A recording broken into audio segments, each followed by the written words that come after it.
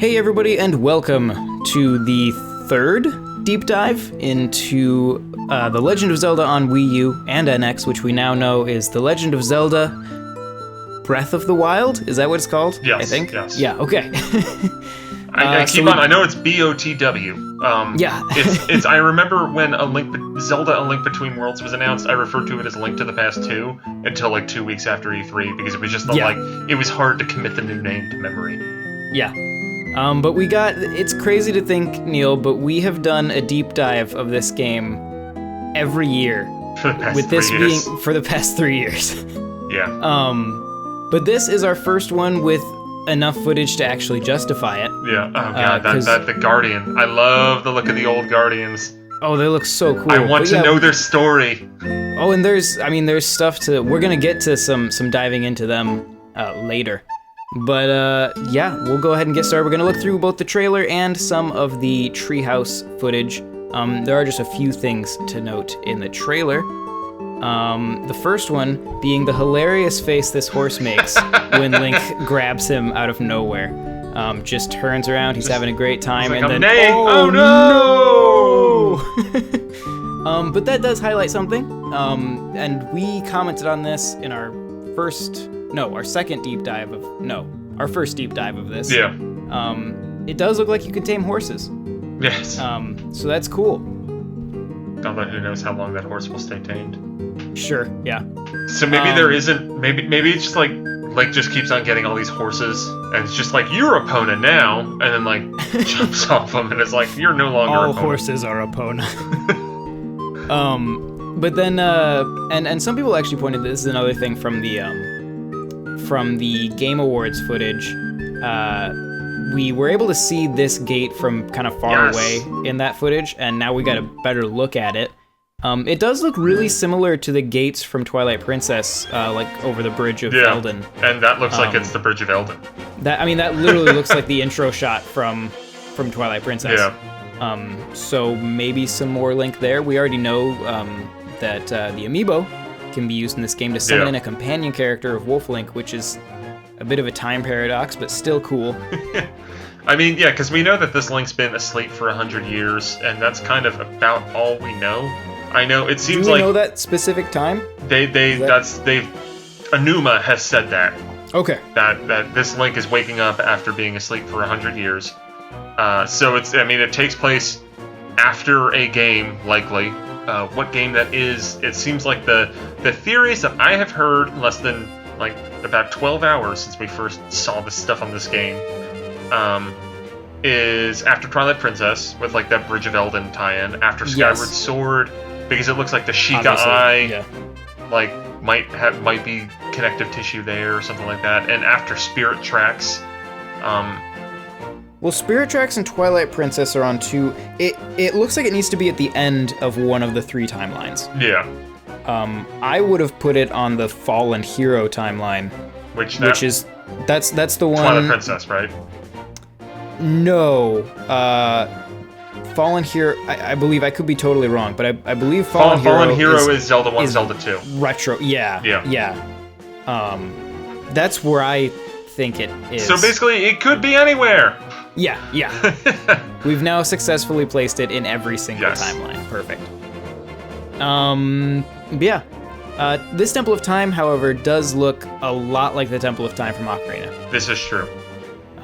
So who knows? We do see, obviously it's after Skyward Sword because there's Triforces in the heraldry, which was not in Skyward Sword. Yeah, which was kind of added at the end of that. So we know that much. It's after the first game in the series. Right, it's after the origin story. So, making progress. I love that you can climb. Just freaking climb. And you can jump. That's a weird thing that you can do in a Zelda game that you couldn't before. Right, so this is the first 3D Zelda game where you can just jump freely. The only other ones we've got to jump in are the Oracle of Ages and Seasons. You got the Leaf. Yeah, and Link's Awakening as well. Oh yeah. Rock's Feather. You can cut down trees. You can go swimming. You can take your clothes off. Yeah. It's very free. You can light things on fire. You can cook things. It's a very Monster Hunter-esque cooking things animation. Monster Hunter, even some Minecraft with how you can just move around blocks, build things, push rocks, I guess. Yeah. I do like how like the rocks kind of remind me a little bit of some of the stuff that I liked in Skyward Sword, where it was like you could kind of bowl the bombs, and this you can kind of bowl rocks. And there's that lightning bolt that we passed a little bit ago. Yes. That's some cool stuff because depending on the weather, like shit happens. So like that lightning bolts can strike metal. Yeah. Just out of nowhere in a rainstorm. When it looks like it set that tree on fire. Yeah. You can see in kind of the last couple frames there. So lots of interaction with the environment, which we saw from like cutting down trees and stuff as well. Yeah. Next thing, and I didn't even notice this until I went to go look through this. I just saw these clouds, but when I went back on it, that's straight up Ganon. Oh. Like, there's a figure. It has 2 eyes and horns. Yeah. I mean, that's definitely that is a bad guy. Yeah, that is likely the villain, and he does look Ganon-esque. And there were in the shrines that they showed a lot during Treehouse Live. All of those people referred to talking about the goddess, how like they serve the goddess Hylia, and they're like fighting Ganon. So that's what like the Hylia stuff does kind of point to more closely related to Skyward Sword. And but the Ganon stuff, like this might be, the first reincarnation of Demise after after Skyward Sword, when he became Ganon. Ooh, that'd be cool. And then we get this awkward music edit right here that's terrible. Yeah, that was weird. I thought it was glitching. Yeah, I thought my stream skipped. Like I went back to watch the trailer later because I'm like, I obviously missed a scene there. If you ever go into trailer editing, don't do that. Yeah. Don't just cut off the music and then start new music in the middle. That's weird. Let's see. What's my next? We kind of go in here for a while. This kind of Gerudo Valley looking area. Dude in the snow. Stalfos. You get armor. Yeah. One of the cool new things in this game is that like you can find equipment, shirts, pants, hella inventory. Hats. Yeah.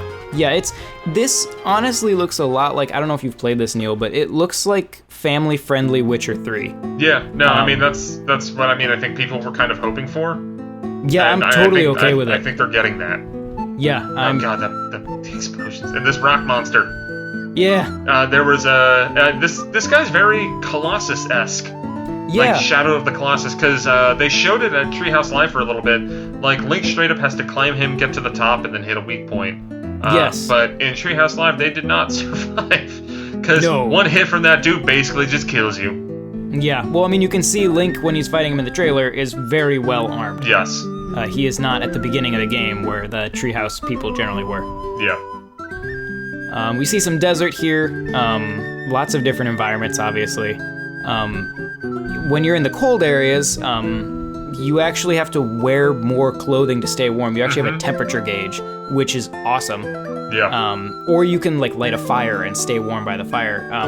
I wonder if you were to wear a coat into the desert, if Link would get heat stroke. It looks like, I mean, that temperature gauge went both ways, so yeah, I'd imagine so. Yeah. Man, that shot's awesome. Yeah. Like, I mean, I know I saw a few complaints with the Treehouse Live footage and just the demos in general because it's all just the same environment, but this trailer really highlights that this is going to be a varied looking game. Right. Yeah, you have to remember that we were in the tutorial area. Yeah. We spent like the 6 hours of their stream today in the tutorial area. Less than 2% of the total map, apparently. Yeah. So there's some more of it. Yeah. And there's a Guardian again. Yep, you see one alive here. Yeah, I like the design of these guys a lot. They remind me of it's like futuristic pea hats. Yeah. So one of the theories I've heard is that essentially Hyrule developed into like a more futuristic society. If you remember from the actual development of the very, very first Zelda, it was going to be like it was going to have both time periods in sci-fi and medieval fantasy. Yeah. And so one of the theories is that like Hyrule developed into this very technologically advanced society and then, crumbled for some reason or another. And these guys are kind of relics of that battle. And some of them just still work. Maybe the machines rebelled. And there's the Master Sword. And it looks all rusty. It's obviously old. Hopefully it won't break like the other weapons of the game. That'd be so funny. Oh man, that'd be great. And I love that logo. It's awesome, yeah. The Japanese logo is even better looking, but I love, especially from what we've seen in the demo, how like you just get out of that cave and then it just goes out and then gives the logo. Like that title card's incredible. Yeah. Gosh, Yes, dang that game. opening. And where's the title card? There it is. There it is. Yeah. Like oh god, I want to play this game right now. A few things just in this shot. Obviously, we have Death Mountain. We have what looks like it's probably Hyrule Castle, or the remains of it, or, who knows what kind of state it's in. It looks like there's kind of a ruined wall running through kind of the center of the frame there, separating kind of the foresty area from those more hilly areas. Yeah. It'll be interesting to see whether Hyrule Castle is actually like an inhabited, functional place, or if it too is kind of broken down and destroyed. Yeah, this looks like a Hyrule that's been through some stuff. Yeah, this is not Hyrule at its best. And the old man that you meet even says that, the kingdom is in a state of decay. And there's a Temple of Time over there. And here's an old man by some fire in a poor man's cave. Yeah. One of the, so you get these runes. And what I loved seeing was, so one of them is, I think it's the stasis rune or something like that, where you can freeze something and then you can do like an action to it. So for one of those boulders, you could like swipe at it up and do that a lot. And you can do it in the open world and then just see a rock get launched through the air. Like I love, especially seeing it in the open world. It's just like, it looks fun. It just looks fun to mess around in this world. Yeah, there's a lot of sandbox elements to this game, it would seem, which is really cool. And I want to see the Zelda team do stuff like that, and they are, and that's very exciting. Yeah, go ahead. So the combat, I want to point something out. There's another video on this here channel will also be me talking to Michael TYP Cole, who he played the game today, the first day of E3. He's out in LA covering it for us. Apparently you can't sidestep in combat, which is kind of like weird. But like there's like no Z target? You can Z target, but you can't do that sidestep that you've done in like every other 3D Zelda game. Interesting.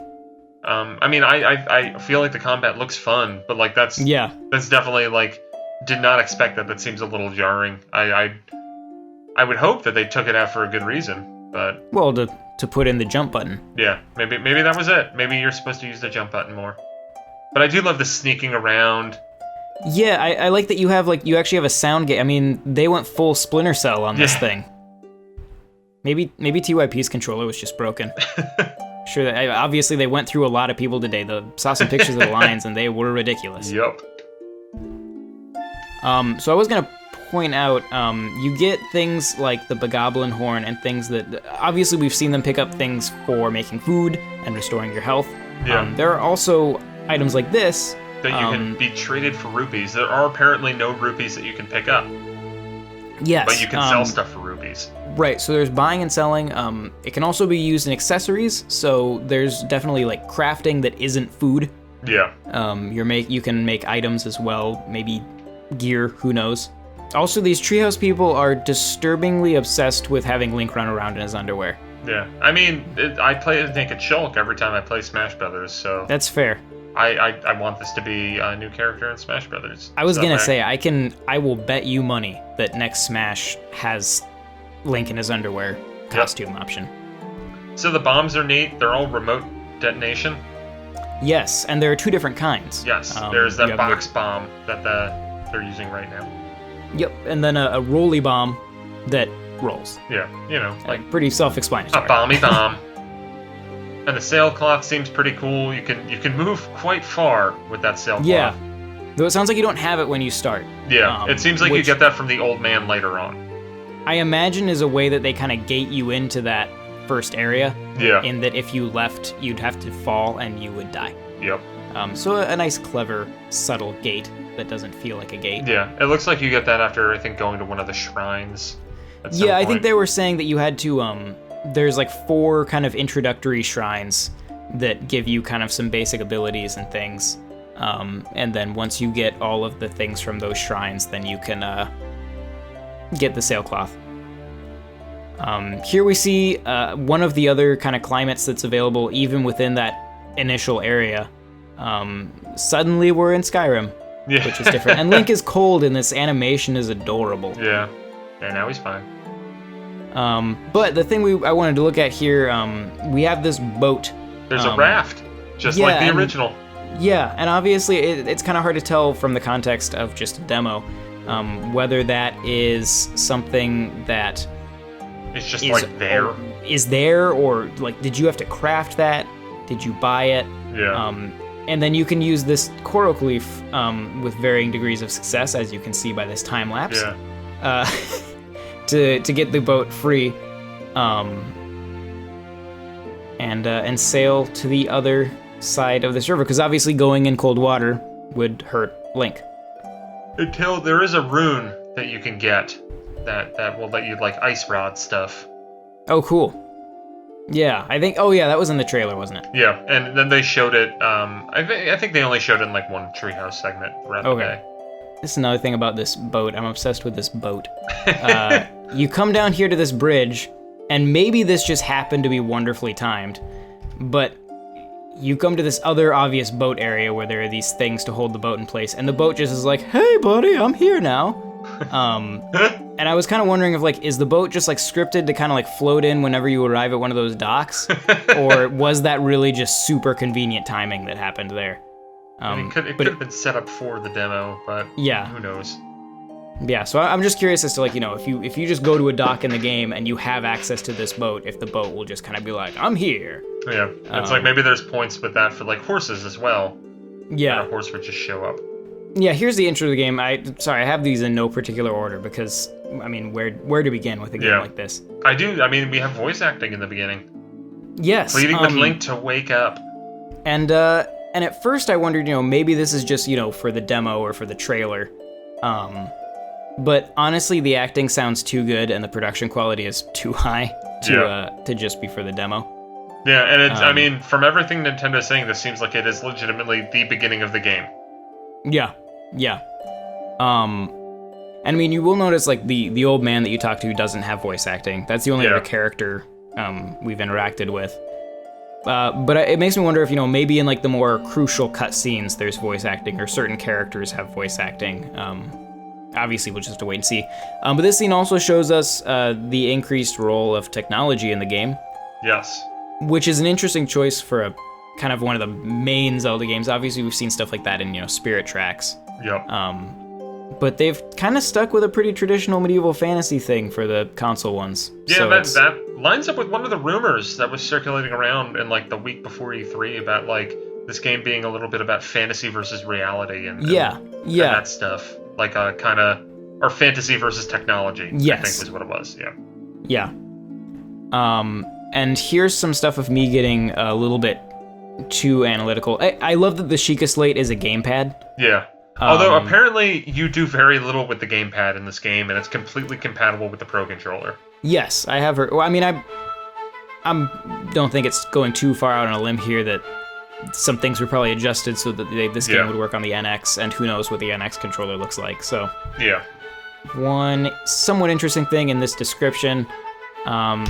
Mysterious tablet with glowing center. You've never seen this device before, and yet there's something familiar about it.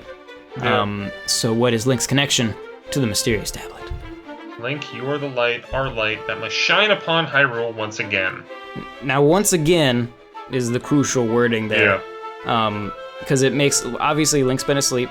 So this sure sounds like this is a Link who has saved Hyrule before. This isn't like some random guy. This makes us wonder if it's a Link we've met before. Or what's going on, or maybe there will be some sort of, maybe there's time travel and we're actually going to go back in time to before Hyrule was destroyed, and that's what she's talking about. Maybe. I mean, this is the Shrine of Resurrection. I do like the idea that it's like, it's like Axiom Verge, where if you die, it's just like, oh, that was weird, and you show up at your last save point, which could be this. Maybe they just froze all of the heroes throughout history, and every time one dies, they just unthaw another one.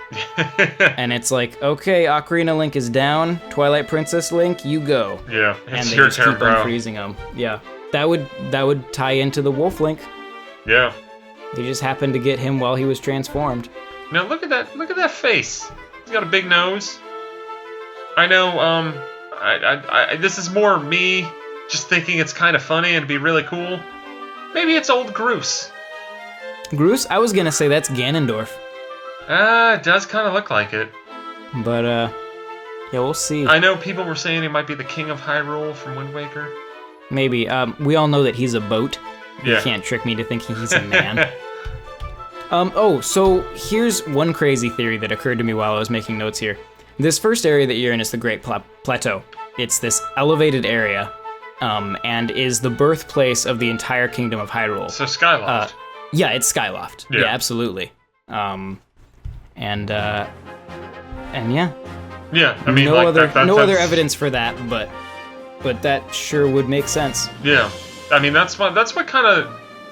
I feel like this is a follow-up to Skyward Sword. It's got to be either Skyward Sword or Twilight Princess, I think. Yeah. Here we see a cool new mechanic of properly timed dodging.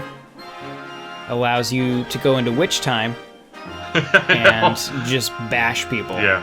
And maybe that's why that sidestep is kind of not in the same way it's always been, is because they want to emphasize the whole dodging stuff. Yeah. Yeah. And they get some new pants, which is always Exciting. good.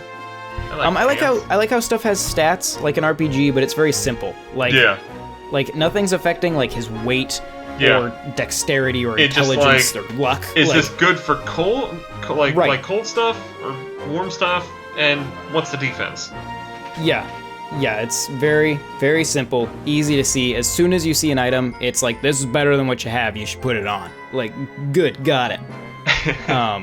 So it's a very simplified RPG, but that's good. Especially considering it's the first game in this series to really do that. Yeah. This is an interesting scene, because obviously Temple of Time is destroyed, and what looks like it destroyed it? These Giant guardians. octopus guardians. Guardians is a weird word for something that would destroy a temple. But maybe they're protecting something else. Yeah, so who knows? The mysteries abound, but you can climb them. Yeah, I guess to rub it in. Yeah, but yeah, game looks awesome. So much just freedom and interaction with the environment, and I want it right now. Yeah, I can't wait for this game. Like, it looks fantastic. Yes. Like, every way. I want to play this game. I want to explore this world. I want to roam around it. Like, how people were excited for Xenoblade Chronicles X, I'm like that for this, but tenfold. Yeah, no, this is, like... I actually commented on that earlier today, that this is... I feel the same about this that I did about Xenoblade, where I'm like, I just want to get into that world and see the things and explore. Like, I don't care if there are enemies, I don't care if there's a plot. I just want to go walk around. That's all I ask. Just send me the demo. Just I'll spend 20 hours in just this and probably not complain. Yeah.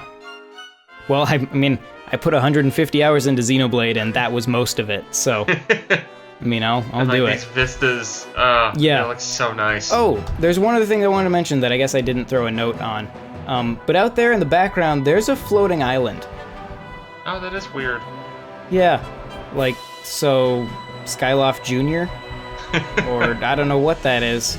Somebody blew off a piece of the island, or piece of the land, and they're like, we're getting out of here! Yeah, or, I mean, you know what? It's just a demo. Maybe it's not supposed to be rendering right there, and it's totally a glitch. Who knows?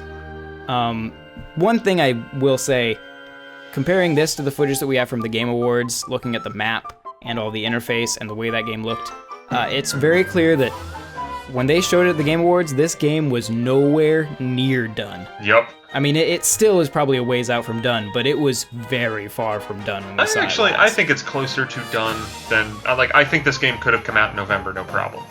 Yeah, that's fair. I'm sure the Wii U, especially the Wii U version, is pretty done. I'm curious to see if the NX version, assuming the NX is any more powerful than the Wii U, I'm curious to see what kind of like improvements that'll bring.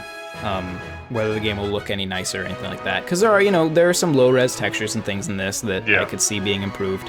But overall, the game looks incredible. I have no issues with what I'm seeing. I just want to play it. Yep. I think we're both in the same boat. Yeah. All right, well, that'll do it for Deep Dive number 3, year 3 of deep diving into The Legend of Zelda Breath of the Wild. And if you like this video, give it a thumbs up. Let us know things that you've seen in the comments down below. Let us know your theories on where it falls in the timeline. Let us know any of your opinions on this game. We want to hear them, we want to read them, and we just want to talk to you about this game, so let's do it. Be sure to subscribe to Nintendo World Report TV. We've got lots of other E3 coverage and much more for you to explore. And then check out NintendoWorldReport.com for all the Nintendo coverage you could ever possibly want. Once again, my name's John, that's Neal, and we will talk to you next time. Bye.